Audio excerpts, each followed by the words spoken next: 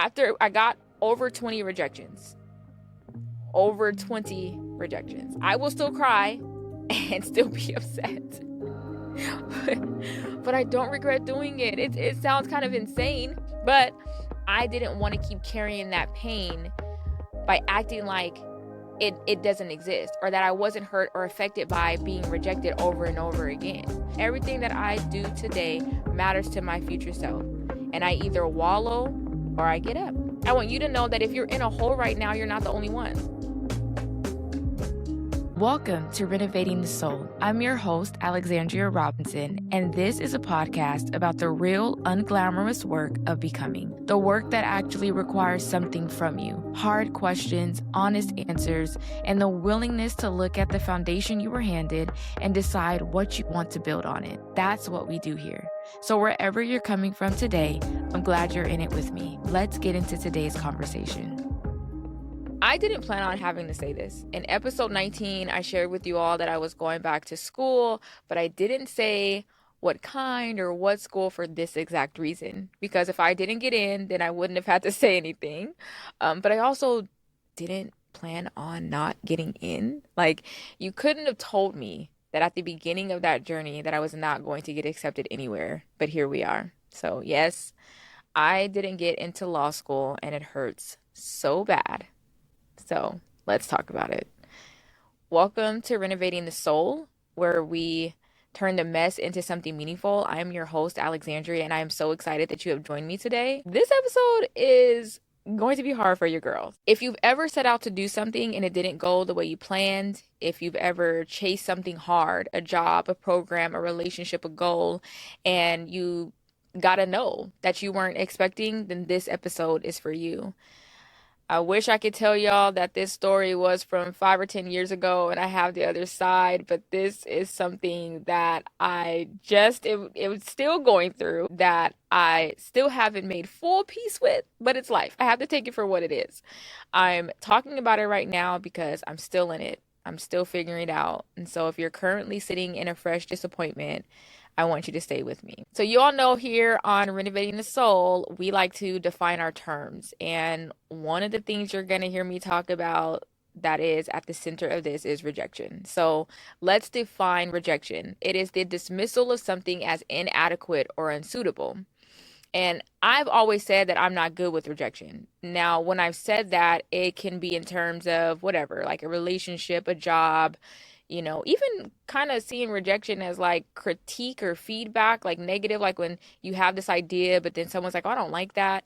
But this also comes up for me mostly with like people, when you're in public and you don't know if that person recognizes you, or someone may be upset with you. You don't know. Like, I'm not the first to approach. I'm going to cut the corner and go around the corner because I'm so nervous about you not saying hello to me. It's the equivalent of when you think someone's waving to you in public and you wave back and they're not actually waving to you. Like, that's so embarrassing. But this type of rejection, not getting into law school, is just a different level. And it is more embarrassing. And I hate to call it that. And my husband has been telling me not to say that it's just life, but it doesn't feel that way. And so this isn't just about law school. It's also about my issue, and I'm sure maybe someone who's watching yours, of avoiding hard things. And I have spent most of my life taking the safe route. If there's a safe route, I'm going to take it. I'm not a risk taker. I don't like challenge. I'm going to take the easy road. What that's looked like for me is no confrontation. I don't stick up for myself unless I'm like forced into these things. I want that to be clear. I have done all of these things, but I have to be forced into it. It's not the option that I willingly choose. I don't welcome the risk. I don't welcome the challenge. I will do it if it's like the last resort, but these are not my go-to. So again, what that's looked like for me is no confrontation. I do not like confrontation. I don't like having to do it. I don't like conflict. I have not historically like stuck up for myself.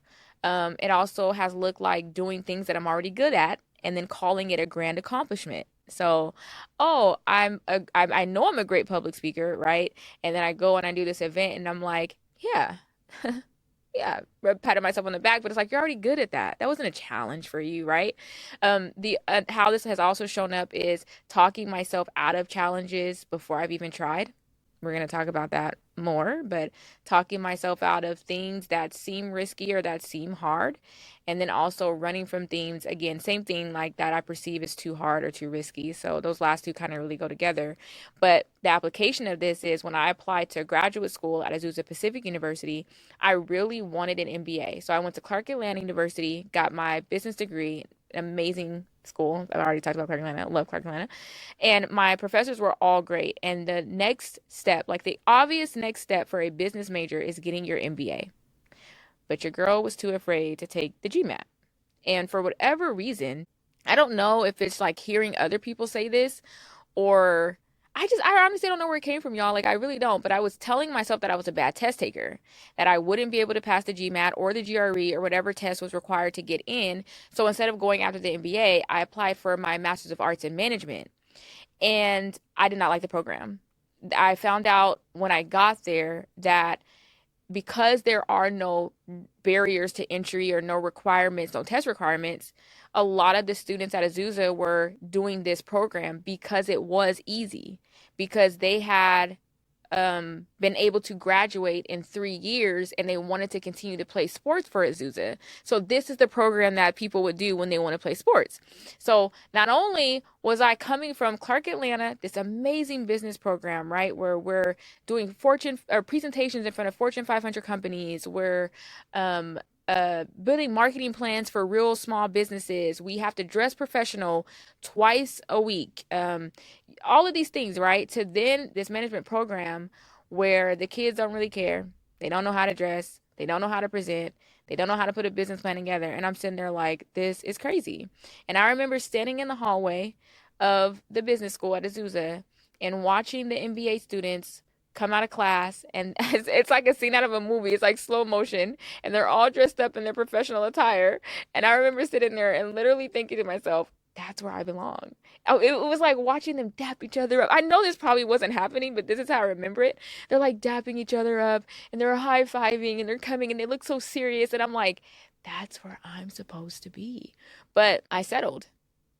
I did not push myself. I did finish my master's because I had already started it, and I was like, you know what? This is, I started it, let's finish it. And I already spent the money, but I settled. And that same fear of that hard test, not wanting to take the GMAT, is why I never pursued law school. And it's why I didn't do it sooner, even though I've always wanted to be a lawyer. So I want to walk you guys through this process, since I did tell you guys in episode 19 about the layoff and I was going to school. I want to walk you through what this last year has looked like. After losing my job, I thought, well, I have nothing to lose and everything to gain. So I jumped all in. I started my LSAT prep, which is the law school administration test. I started that prep in February of 2025, right after I got laid off. So I got laid off in like January, into January, February. I signed up for a prep course, was in there. And now this is not a law school chat. So if y'all want more information, we can talk about this offline, but that prep course did not help me. I didn't find that out until later, but I just want to put a little pin in there because I don't want to make it seem like I'm supporting that route. It's just kind of what I thought was right at the moment. But the whole point is I jumped all in, started studying, started doing my research. What kind of law do I want to practice? I saw myself improving. I studied hard. I stayed dedicated. I pushed through, even though I had the kiddos at home. At this time, we still had our nanny. So I was able to dedicate my time to like studying, doing the law school research, attending virtual admissions tours with different schools. I was just doing so much. And I remember when I started doing this, I just started kicking myself.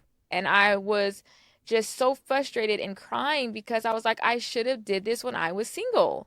Because I actually seen myself improving. I was like, girl, you were never bad at this. You just had to sit down, practice it.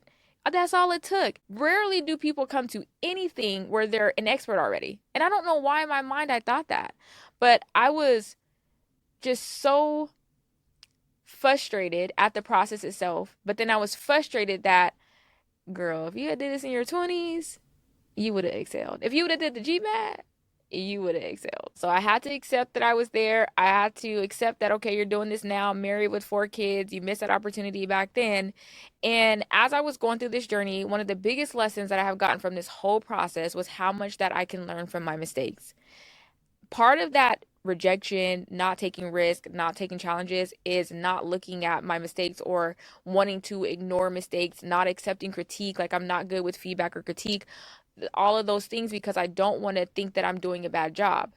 But when I was doing the LSAT, one of the things that they encourage you to do is to keep an error journal. I don't know why I say error so weird, but error log or error, your mistakes journal.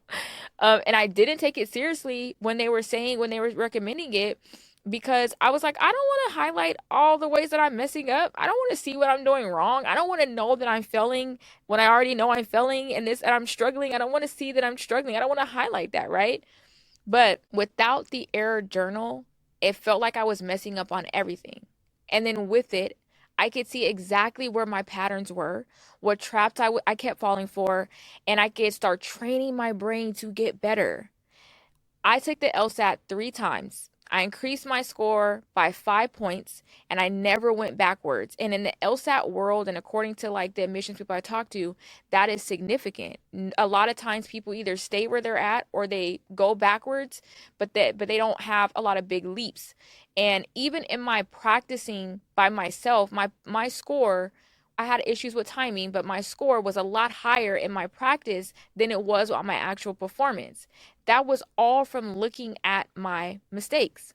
That was all from highlighting the things that I was doing wrong. That's not something that I would have welcomed had I not gone on this journey. And so for me, I'm going to go back to the process. So we do the LSAT, right? And then I knew my score could be stronger, but I took this leap of faith, if you want to call it that, and applied with the score that I had. Now, that was based on information that I was receiving, but I've learned, and this is for anybody that's going to go through this process or is thinking about law school, that LSAT matters more than they try to let on. Do not listen to people try to tell you that the LSAT does not matter, because it does. But in this time, I was meeting virtually with schools, as I mentioned. I flew to Atlanta for the pre-law HBCU conference to make these connections and meet school representatives in person. I spent so much money on applications and study materials, the test itself. So I'm saying that because it wasn't like I was just in on the LSAT. No, I was all in on this entire process. And when I was talking to people, person after person after person was saying, hey, we look at it holistically. Well, what they don't tell you is that they look at you holistically after they see your LSAT score. They make you think that holistic means we're going to discount the LSAT score almost. I literally have quotes from people. I recorded some of my sessions, so I had to go back and listen to see, was I crazy? Did I misinterpret what they were saying? No, they sell it to you so that you can do the application and then apply for law school. And this is not a bash, okay? I'm not trying to, like I said, I'm not trying to make this a law school bash. I may have to talk about this on my personal channel because I did vlog my entire journey, y'all. It's more tears in that vlog. The tears in that vlog could fill a river or a little lake somewhere because it was just a crazy process. It was a crazy time. But I just want you all to see that like this pain that comes later that I'm going to talk about is because of how all in that I was. So again, flying to Atlanta to go to the HBCU pre-law conference, meeting representatives virtually. I mean, just it was my full-time job essentially. At one point, I started working out of a co-working space here in Vancouver, Washington, just so I could focus and study properly. So when it came time to start applying, like I said, I applied with the scores that I had. I knew I could get, better scores, but I had taken the LSAT 3 times. That thing, that thing, that that thing. Okay, it's not like Lauryn Hill, but my mind was just it wasn't as hard as I thought it was going to be. I'm gonna be honest. All you have to do is apply yourself and keep going and keep going. But I was just in this like time pressure. I wanted to get to law school because I just got laid off. I wanted to hurry up, keep going. So when it came time to actually apply, I'm excited. I'm hopeful. I'm thinking like, okay, I've put in the work. They're telling me that I have a chance. They're hearing my story. They're understanding. They're telling me that because I'm a mom, these are literal things that people are telling me, that because I'm a mom, that already gives you a little edge up because we know that you can manage time and you can balance, which I was like, but you don't know if I'm a good mom or a bad mom. So I was using my brain, y'all. I just wanted to buy into like I had a chance. But there, yeah, that so like that having work experience as well. Like I have years of work experience since I was 17 or 18. On certain applications, you have to list every single job you've had. There's like barely any gaps in my work history. I was either working or in school, all of these things that are called sauce, but that, I'm thinking would give me the edge up being older, because being an older applicant, they said that it reads that you're more sure. You've had a path, you kind of know what you want versus being young and coming out and you don't necessarily know where you want to go. You're just doing this as a fallback, etc., right? I will say, because I am going to give myself some grace here, because it's not because I just failed, okay? The cycle really was that competitive. This law school cycle, I think they said, was the most competitive in years. They've had the most applications that they've seen historically in years. And I don't even know if they've ever had this many applications, but that's just how they were saying it. And after I got over 20 rejections, over 20 rejections, and I applied high and I applied low with that when it comes to ranking. A couple of those rejections were at schools that I would have otherwise gotten into last year or even the year before with the scores that I had, but I didn't. And those ones really started to sting. Okay, I applied to Duke Law. Duke Law is the number 4 law school. You gotta be like, not that I can't hang, okay? Let's not get it mixed up. Your girl can survive in any of these environments. Put me in there. Harvard, I can do it. But when it comes to like stats and the type of kids that are getting in there, the awards, just the way that they're set up, I did not get that trajectory or path in life. So a Duke Law, okay, that makes sense. I got rejected there. But some of the other schools, and I'm not going to list them because just in case I do this process again, I don't want to shoot myself in the foot. But some of the other schools really stung. But I met with those schools. I met with them because I was like, this is after rejection after rejection after rejection after rejection, and I was like, I have to know what's going on because I'm spiraling. I'm like, is it my writing? Oh my gosh, it's because I started graduate school at PSU and then I stopped. Oh my gosh, it's because, like, what is it? They literally told me that my application was strong. One lady said, your application is perfect, your writing is perfect, everything that you have here is perfect. It's just your LSAT score. And that was a relief, but it was also, and still is, a dagger to my chest. I have so many thoughts on this. And like I said, I'm not trying to give you guys my law school frustrations or like law school process frustrations, but it did mess with my self worth. It messed with my head because it made me think, why am I not good enough? Why would this test score that you guys know cannot fully capture a person, you tell me that there is a correlation between a slight correlation between your LSAT score and your first year of law school, but it still doesn't determine the type of lawyer that you're going to be. These are literally speeches that they're giving us. Like they're literally saying, we know that you can have a high LSAT score and suck at law school and not pass the bar, and you can have a low LSAT score and do great in law school and pass the bar, and still, and you can look this up, lsd.law, they still only accept a bubble. They will tell you that they have no floor, but there's a floor. There's a floor. If you look at lsd.law and you look at the ranges where people are getting accepted, waitlisted, or rejected, there's a floor. So all of these things, I know, I'm 34. I know the marketing. I know you're selling me a dream, but I wanted the dream, y'all. I'm not even gonna lie. I wanted the dream. And I wanted the dream because I wanted to say, look GSA and look at government. You tried to hold me back. And I went to law school and I got accepted. And I wanted to show all those naysayers that there were no naysayers, by the way. But all these naysayers in my mind, I wanted to let them know, like, look at me, I did it.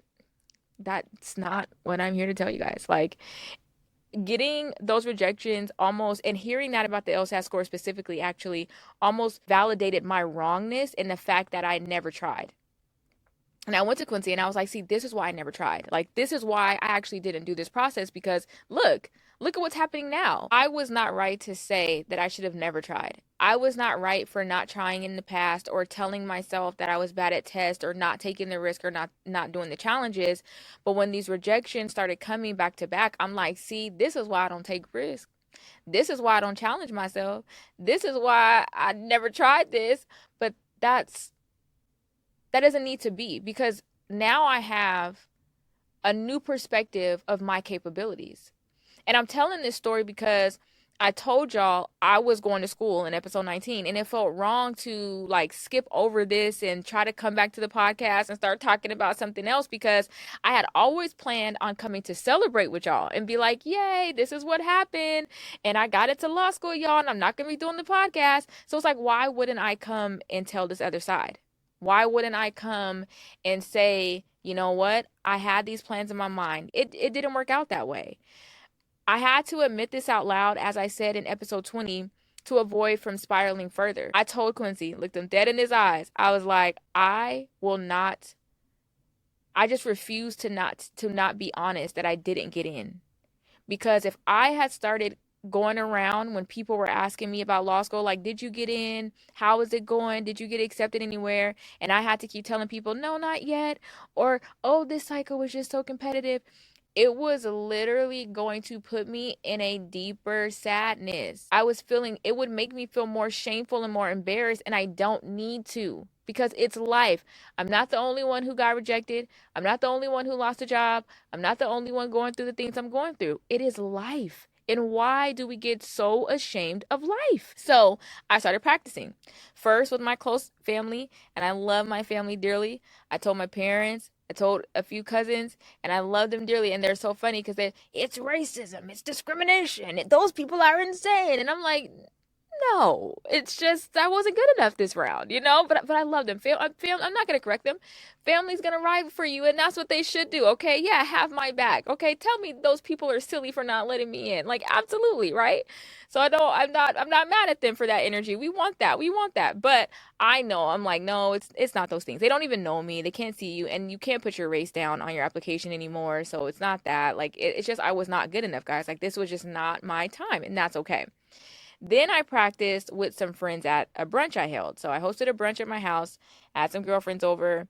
Some of them knew that I had been trying to go to law school, some of them didn't. And we kind of were doing this circle thing. Everybody's kind of introducing themselves and we're talking and just, and I just been like, hey y'all, like, yeah, it's a hard season. I didn't get into law school.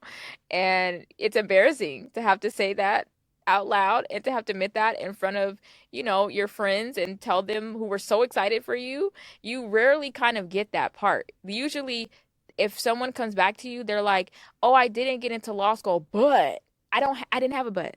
I didn't have a but hold on, I'm still great." No, I didn't. I was like, y'all, I didn't get in law school, lost my job. I'm just here. Yeah, that's all I had, right? Part of the practicing, the next after that was I had to speak on a panel at the In Bloom conference. Shout out to the In Bloom conference in Shawnee Davis. But I had to speak on the panel. I spoke at In Bloom last year and I went this year as an attendee, but Shawnee gave me the opportunity to do this legacy panel where the speakers, listen to this, get a kick out of this. The speakers on the panel are supposed to share where they're at since the last conference. Talk about slapping my face, right? Not that she's doing this like it's on my face, but just like, I'm like, oh wow, okay, God, like, all right. And so I was going to the conference as an attendee. I never practiced what I was gonna say. I didn't really have like a lot of context as to what I was gonna say. I just knew I'm gonna sit on this panel. And it wasn't until I got into the conference and I'm talking to Shawnee and she's telling me like, okay, yeah, this, and I'm like, oh wait, I don't have anything to offer these women. Where I thought I was going to be this year compared to last year is not where I am.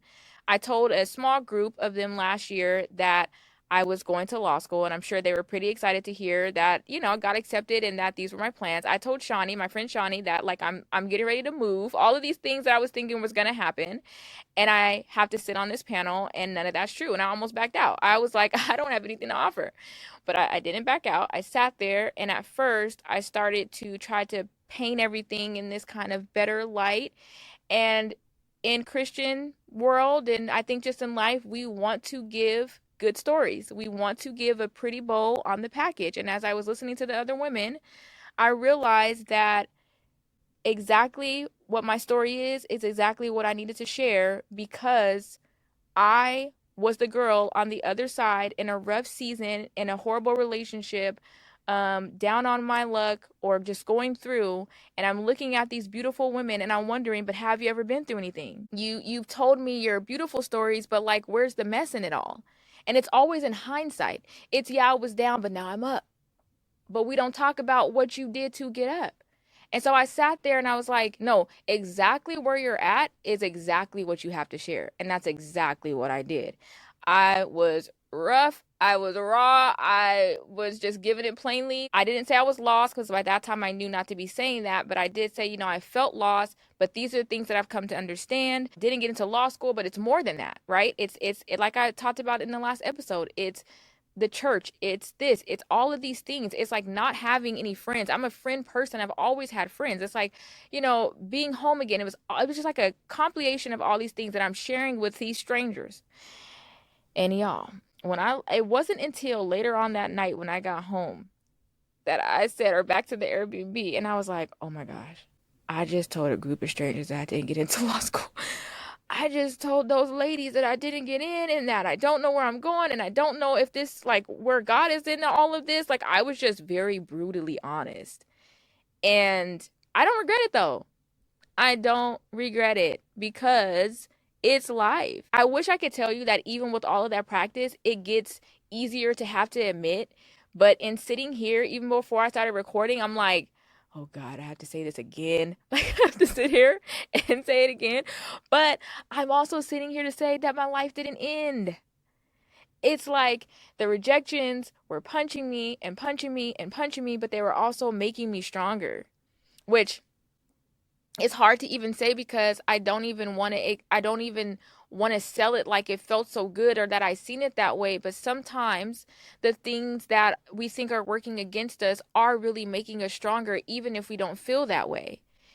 It's the strength that I have to be able to sit here and say it because we rarely talk about the journey when we're in it.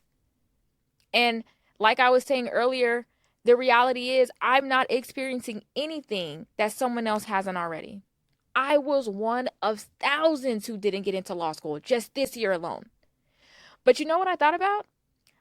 A lot of them are young. They're in their 20s. They don't necessarily have families and they're coming out of college, they're so bright-eyed and bushy-tailed. And I thought about the people that were feeling the same pain that I was feeling but didn't have anyone. And at least I had my family. I had my sons to distract me because they don't care. I mean, they knew I was going to law school. They prayed for me every night, but they didn't care that I didn't get in. When I told my son, he was never like, dang, mom, you suck. Like, he was just like, oh, you didn't get in? Like, okay. And he just they bounce back. They're into Power Rangers and they're flipping and they're fighting and they want me to punch them and do all they don't care. So at least I had that to distract me. I had my husband who's so proud of me and who never made me feel bad. And he was so happy because we've known each other since high school. So he knows I'm not a risk taker. I don't try new foods. I'm getting better, but I don't take risk. And so he's like, I'm so proud that you did it. And not only did you do it, but you did it with 20 plus schools. Like you went in, you knew what you were capable of. And my mentality started to change because I took so much on me personally, my worth. I'm not good enough, all these things. And he kept telling me, like, almost every single day, I hope you're not letting this define you. I hope you're not letting this be anything about who you are because they don't know who you are. They don't know you personally. So I had him in my corner. And I'm so sad. I am so sad. It still makes me cry that I didn't get in.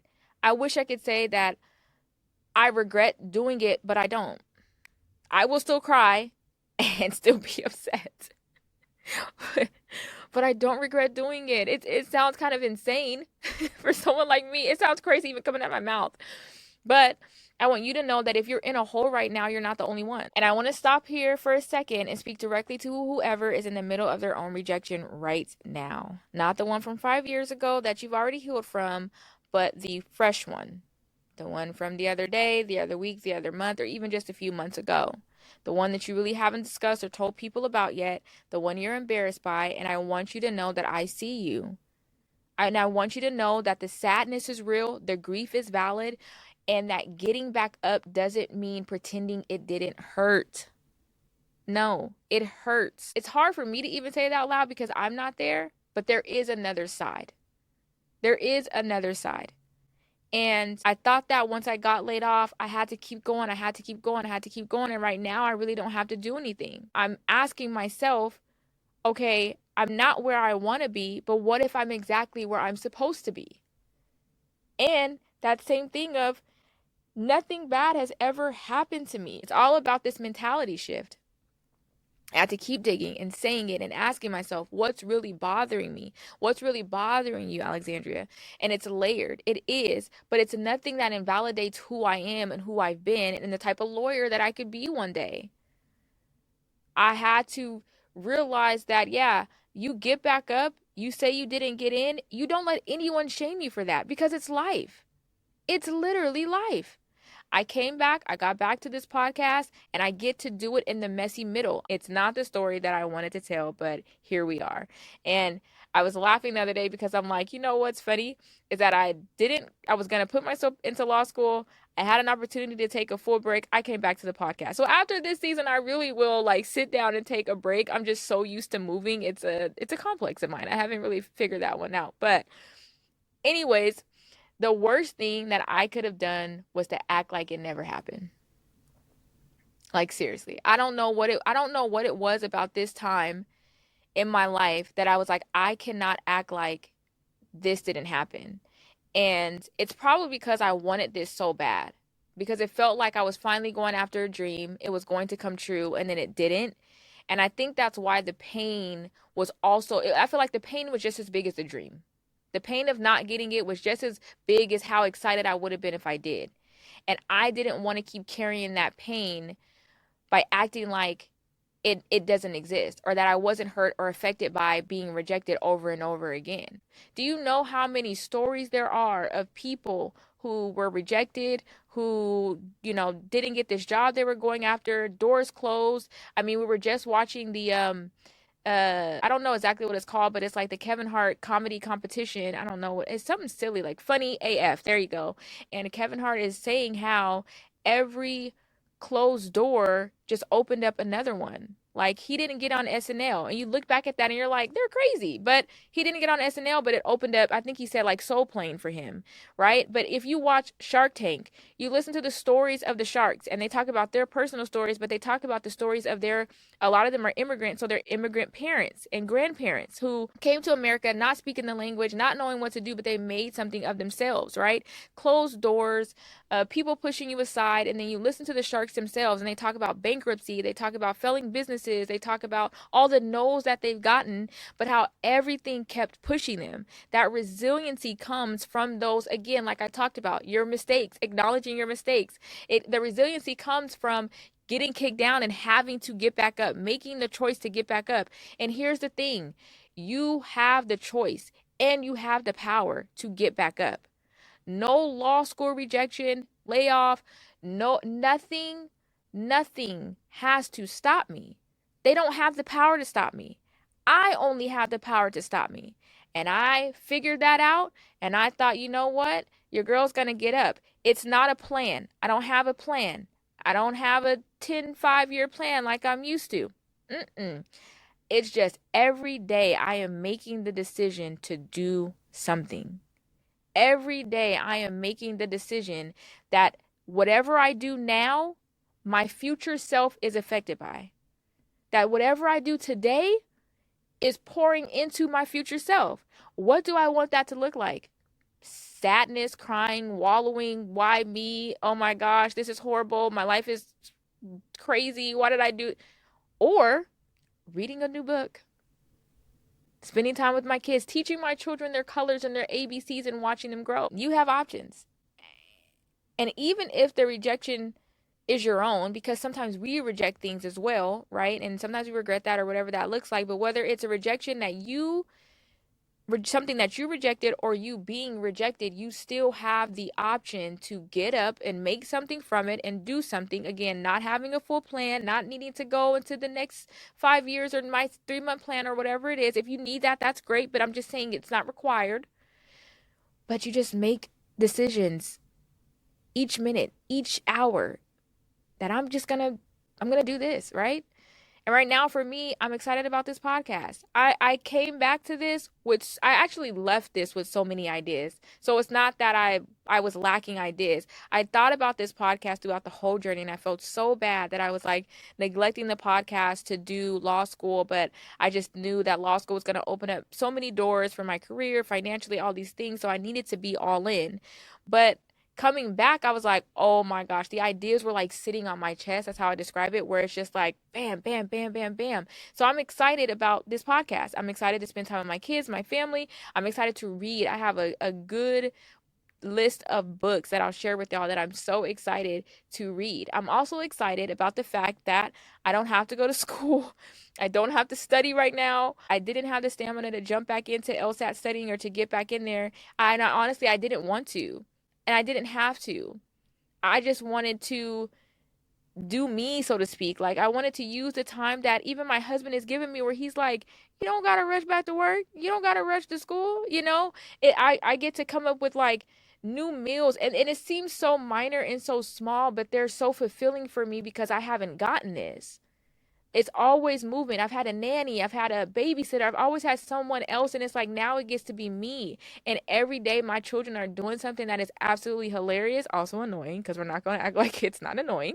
But every day there's something. My baby came up to me literally yesterday as I'm preparing to come record, and he's in my lipstick drawer, just turned 2, and he pulls out one of my lipstick and he goes, red. And I was like, oh, did you just say red? And he's like, yeah, but then he calls everything red after that. But he got the first one right. Okay. He knew what red was, but it's like, I heard Immigrate, and I think I'm saying her, it's either Immigrate or Immigrate. I always get her last name wrong, but I heard her say that she's the type of mom, she's not the 9 to 5 mom or something like that. She doesn't need to be in every single detail. Let's put it like that. I'm not faulting her for this. That is her life, her children. Her children will be fine. I'm sure they will be totally fine, okay? So I'm not coming at her for that. What I'm trying to say is, when she was saying that, I thought, you know what? I never really thought about the type of mom that I want to be, but I am the mom that wants to be there for every moment. I am the mom that, like, if something happens when Quincy's watching them and he doesn't tell me, I'm like, why didn't you tell me he did that? Or I'm the one who's like, oh my gosh, guess what he just said today? Or they picked out their clothes on their own. Or look, they like, I am that mom, and I haven't really gotten that with having to work and having to, or wanting to work and wanting to, go to school, all these things that I was doing. But it's like, now I get that back. And law school is always going to be there. A job is always going to be there. I don't have to rush back into those things. And it's funny because Quincy's phone went off the other day, and it was the same chime that I had on my work phone. And I tell y'all, when that chime went off, my body leapt because I'm thinking, oh gosh, somebody at work is chiming me. And then I realized, oh, it's not mine. Oh my gosh, I don't have to send my nervous system into a frenzy because I don't have to answer to them. I don't have to be on someone else's schedule. I'm thankful. That's all I say. I'm thankful. And even outside of that, I have to still take care of me. I have to still pour into me because, like I said, everything that I do today matters to my future self. And I either wallow or I get up. And I just made the decision and I'm going to get up. It's not the ideal. The bumpy path is hard. It's not what I would have chosen for myself, if we're being honest. But I'm glad that I took the risk. And I'm glad that I took a chance on myself, and that I got to see that I am so capable of learning things at a high level, even after 4 kids with mom brain, that I was able to close those gaps and, oh my gosh, and see myself improve and see who I am even in the process. Because the way that I showed up even on virtual calls, professional, the way I was dressed, I built this little like picture wall on the back for those clothes. Like, everything that I did was so intentional, and that's who I am. It's the same way that I present to the podcast. It's so intentional. I'm not just intentional on my behalf, but I'm intentional on others' behalf, right? And that no matter what school would have taken me, I was going to be that representative, but they missing out, and that's on them. So, hey, they're missing out. But it's like all the things that they were looking for, I know that I had. And I know I'm a good speaker. I know I'm a good person. I know that I would have been a good lawyer, and no rejection can take that away from me. There is a brighter side. There are lots of lessons that I've been able to learn, and I can say those things even while it all still stings. But it doesn't define me. I get to define me. My patterns in life define me. I'm not in a place where I'm trying to prove that to people or prove that to them. And that's what I was telling the ladies at the panel that I spoke on. They were asking a question about what is a lesson that you had to learn this year or that you've learned, something like that. Like, where are you at now that you weren't at last year? Some kind of question like that. I said last year, so 2025, I feel like I had a lot to prove. When I walked into that church, and I'm gonna try not to cry because I'm a crybaby. I did this whole episode without crying, y'all, so that's good. But now I'm getting teary-eyed. But when I walked into that church to speak, and that's up on YouTube, it's called Dangerous Daughters. But when I walked into the church to speak last year, I was coming in a place of needing to prove myself because I did feel like I did something with the last ministry and those doors closing and having lost all those relationships. And so I walked in the church with my head held high and my chest stuck out because I need to prove that I am that girl and that I am this person. And I needed to do that. I needed that same proof for going to law school. I needed that same proof to show my family and friends that I'm still your Alexandria, who's a go-getter, and I'm not going to let anything stop me. Like, I had all of these things to prove. And I told the ladies, but I sit here and I'm like, I don't have anything to prove anymore. And not that I don't want to show up, but it's like I've taken the pressure off of needing to prove those things because I had to start looking at the data of my own life, of who I am. And that person shows whether people see it or not, or is there, I should say, whether they see it or not. I sit here with less pressure of needing to prove that I'm a professional and I can be taken serious as a career woman, because that's why I wanted to be a lawyer. I thought, well, they talk about podcasters so bad that I was like, well, I don't want to be deemed just a podcaster. But it's like, so what? I'm a podcaster with 4 kids, a husband, got integrity. I've done things already. Like, why am I invalidating my own life and my own story when it's legit? It is legitimate. So, yeah, this is for whoever needs that permission to be honest about the hurt. Even despite the hurt, you can still get up. That it doesn't disqualify you or discount you. And if you've been keeping a disappointment quiet because you're embarrassed or because you don't want to let people down or because you're not sure how to explain it, you don't have to have it figured out before you say it out loud. I didn't. And when I was saying it, I wasn't saying it as eloquently as I'm telling y'all. I had my head down. I was like picking at stuff. I'm like, I didn't get into law school, but but you keep saying it. And you don't have to be on the other side of it to be honest about it. The renovation is happening. You just can't see the finished room yet. And our blueprint moment is this. Every renovation hits a moment where things look worse before they get better. The walls are stripped, the floors are torn up, nothing is in its place. And from the outside, it can look like destruction, more like construction. But the contractor knows this is just the middle of the process. A rejection isn't a verdict on the structure. It's a materials list telling you what to bring next time. You can learn from the rejection if you let it teach you. You can learn from the rejection so that next time you know how you're going to show up or what you're going to bring. Or, okay, that's not that path. Well, let's just keep going. Let's figure it out. You are not a condemned building. You are under construction. The no's don't mean stop. They only mean not yet, not here, not this door. But you have to keep building. It's often easier to say those things when you're on the other side. When I'm saying those things, it doesn't feel good, but I have to trust the process. It's okay to say it when it's still raw and fresh and it hurts. And that it doesn't make you less of a person for being willing to say the hard parts out loud. So here are your takeaways. Name the disappointment out loud to someone or even just to yourself. Number 2, find the one thing the experience taught you that you couldn't have learned on the easy path. Y'all, I think that is so good. Like, I took the easy path so much. It really didn't get me anywhere. It really did. I look back. I had this motto where I was like, I'm not going to look back in life and I'm not going to regret.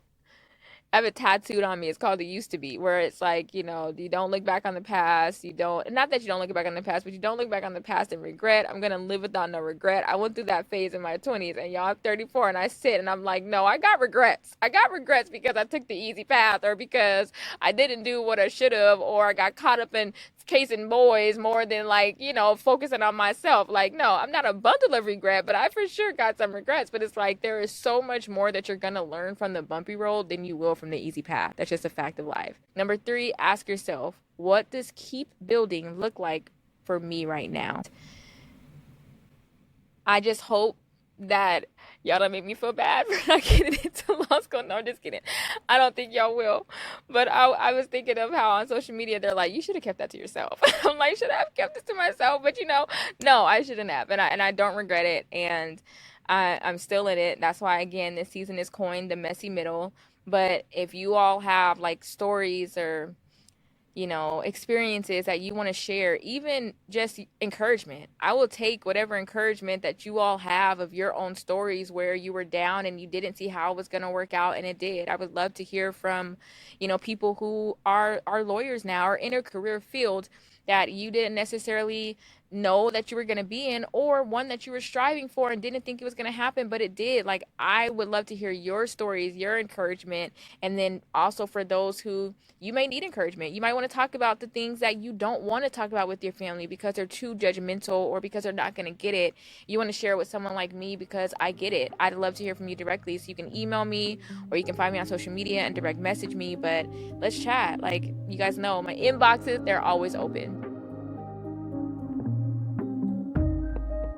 If something in today's conversation stayed with you, stay with the parts that land the hardest. Share this episode with someone who needs to hear it. Leave a review if this show has meant something to you. And come find me at renovatingthesoul.com or across social media platforms at renovatingthesoulpod, or email me at hello@renovatingthesoul.com if you have something you want to say.